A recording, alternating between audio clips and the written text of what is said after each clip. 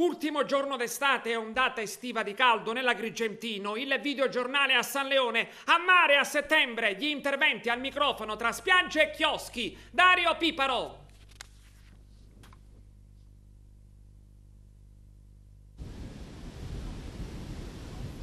Finisce l'estate ed è il momento delle somme, soprattutto da parte di molte attività commerciali che rispetto alle ultime stagioni hanno ricevuto in quella del 2014 alcuni segnali indicativi, anzitutto per quanto riguarda lo stato di salubrità delle acque. La pompa di sollevamento dei reflui verso Sant'Anna sembra aver sortito i suoi effetti. Non definitivi, sarebbe ingenuo pensarlo, ma comunque evidenti. Non ci sono stati tira e molla legati a balneabilità e sversamenti ingenti, come invece nell'estate 2013, ma sono rimasti quelli relativi a scarichi abusivi che, sommati agli strascichi degli ultimi anni, non permettono di parlare di assoluta purezza. Il commercio ha avuto la possibilità di ricominciare a muovere un cammino di piccoli passi, ma ha dovuto scontrarsi con un mercato da ricostruire e con altre piccole problematiche, alcune meteorologiche, con una stagione segnata dal maltempo generalizzato. Giuseppe Vita, portavoce del comitato La Voce di San Leone, individua poi le altre aree deficitarie: pulizia della zona, ricettività, servizi igienici. Purtroppo, sottolinea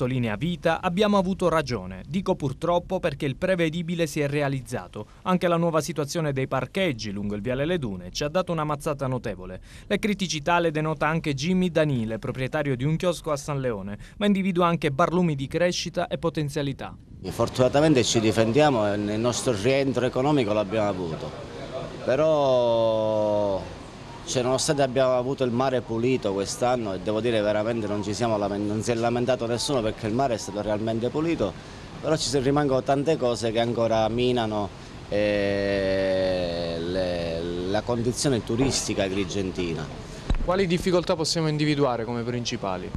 Le difficoltà sono tutte le difficoltà che il Comune potrebbe risolvere a costo zero, iniziando dalle diffuse illegalità che ci sono nella frazione balneare e che non permettono purtroppo ai commercianti onesti di lavorare senza concorrenza. Si riferisce a commerci abusivi? Mi riferisco a commercio abusivo, mi riferisco al decoro urbano, mi riferisco alla stragrande maggioranza dei commercianti sanleonini che purtroppo non riescono a trovare una sistemazione decente per loro, anche perché il Comune non li aiuta e quindi sono costretti a lavorare abusivamente e illegalmente, e questo naturalmente va a intaccare il commercio onesto, il commercio legale.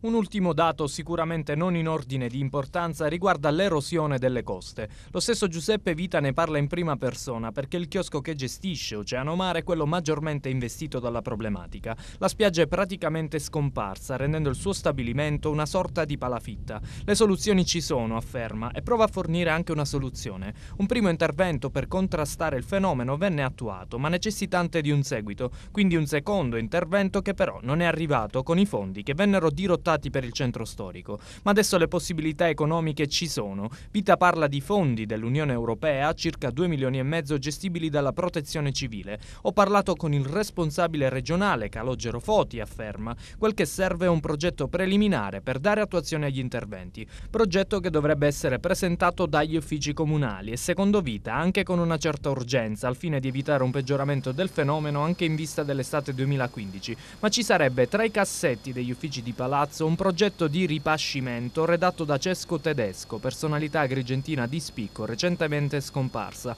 Il progetto di Cesco, dice Vita, rappresenterebbe una soluzione tripla. Lui pensò a riproporre artificialmente ciò che in natura avviene con le barriere coralline. Esteticamente non avrebbe impatto negativo perché del tutto sommerso. Inoltre favorirebbe il ripopolamento ittico e soprattutto la protezione delle coste.